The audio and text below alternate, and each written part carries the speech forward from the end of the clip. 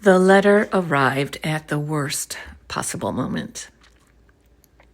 I had just sent the beneficiaries the details of their distributions, the amounts, the timeline, what to expect. After all this time of careful work, not only keeping the trust top of mind, but also the beneficiaries, we were finally moving forward toward conclusion.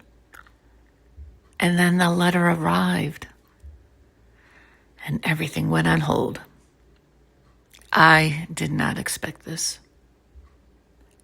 What it meant was holding back distributions to my kids, to me, and to the person who already knew, but felt he needed confirmation from lawyers anyway that everything was done correctly.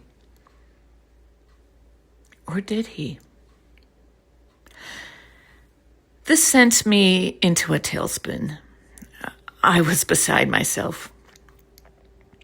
After all this time of upholding what was right, after learning the correct steps as executor, after carrying this role with everything I had, who in their right mind would question my integrity? My brother. That's who. What I did next was methodical. I contacted my trust attorney. Then I gathered every piece of documentation requested. I organized everything carefully: receipts, updates, decisions, communications, all of it compiled and easy to navigate. I sent it to the appropriate parties, and I did something that would turn out to be one of the most important steps I took during this entire process. I request confirmation of receipt. That one small step felt like basic due diligence in the moment. What I didn't know yet was how significant that email confirmation would become. Once everything was sent, I waited. 30 days. Enough time for anyone to review and respond what I had sent. No one did.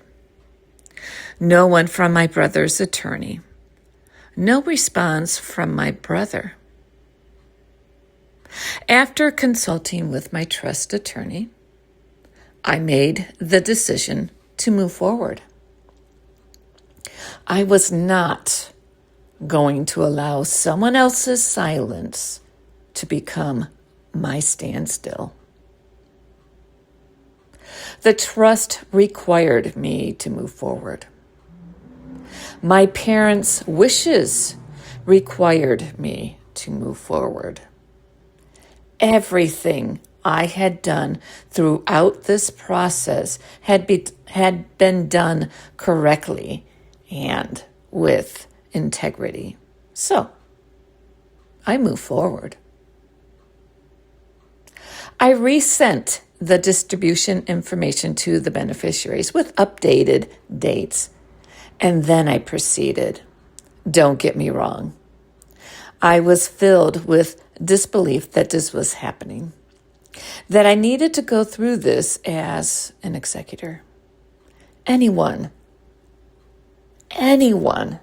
appointed to this position would obviously feel the same way. But I learned quickly that although not wanted, I was up for it. My integrity, my records, my parents' decision to have me as their executor was not going to be knocked down by this. You carry the responsibility. You honor the trust. And you keep moving forward. Even when others try to create a standstill, even when the path feels uncertain, you already know it's okay to proceed. You have always known. I'm Paige, and this is Living with What Remains. There's a Substack article that accompanies this. Look in the description box for the link. Next week, I want to talk about the distributions, sending the checks, what followed, and what silence from someone can sometimes mean. I'll see you then.